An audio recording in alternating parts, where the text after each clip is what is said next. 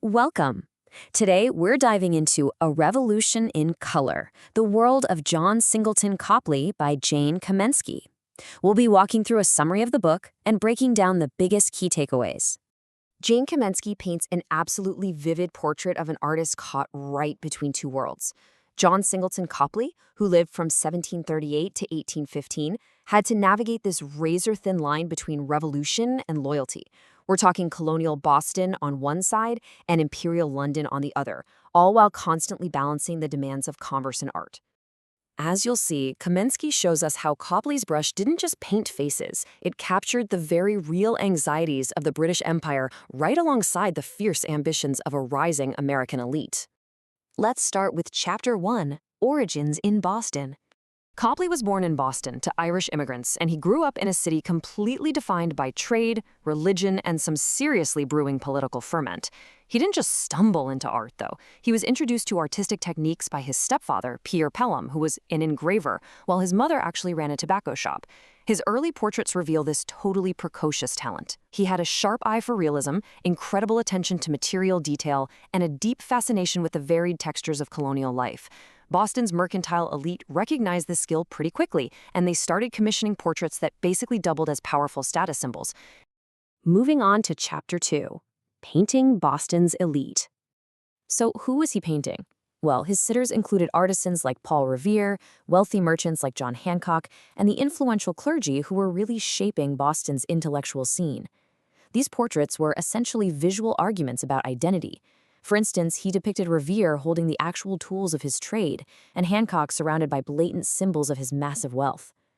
Kamensky emphasizes how Copley's art acted almost like a mirror, reflecting all of Boston's underlying tensions. It was a society simultaneously provincial yet cosmopolitan, deeply Puritan yet fiercely commercial. But here's the wild part. Despite painting all these famous revolutionaries, Copley himself managed to remain totally politically neutral. Next up is Chapter 3, Family, Commerce, and Politics. Things get a bit complicated when he marries Susanna Clark. This marriage tied Copley directly to one of Boston's wealthiest families, a family whose fortune was built almost entirely on tea imports. You can probably guess where that led. The Clark family became major targets during the Tea Act protests, which placed Copley in a highly precarious position. His art became unavoidably entangled with this volatile politics, as portraits of loyalists or patriots suddenly carried implicit statements about allegiance. So Copley's domestic life totally mirrored the wider divisions in Boston. He had immense prosperity, but it was completely shadowed by civic unrest. Which brings us to Chapter 4, Leaving America. By 1774, the aftermath of the Tea Party and the escalating violence made life pretty much untenable for families with loyalist connections. Faced with all this chaos, Copley made a tough call. He chose exile over uncertainty. He set sail for London to pursue artistic recognition over there. His departure was profoundly symbolic. It represented an artist fleeing revolution and making the conscious choice of empire over rebellion. From this moment on, Copley's art would be shaped by grand European institutions rather than his colonial patrons back in Boston. Chapter 5, London and the Royal Academy. Now, London offered incredible opportunity, but it came alongside fierce competition, prompting Copley to join the prestigious Royal Academy. Here we see a big shift in his style.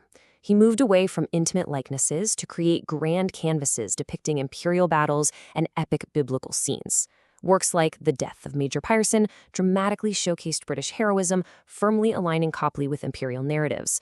But despite this huge success, his colonial background still marked him as an outsider. He was forced to continuously prove his worth within London's rigid artistic hierarchy. Let's look at Chapter 6, Transatlantic Identity. Copley's life was truly the ultimate embodiment of transatlantic tension. Think about it. He painted the very revolutionaries who founded America, while literally living among loyalists in Britain.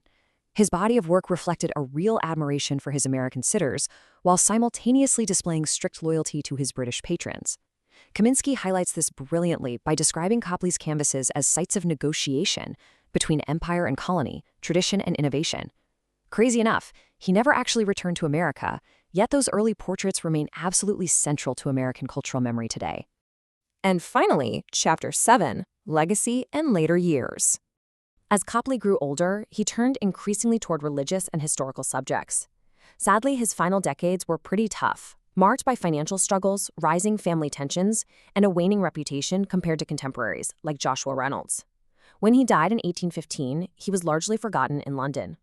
Yet over in America, his portraits endured as defining icons of revolutionary identity.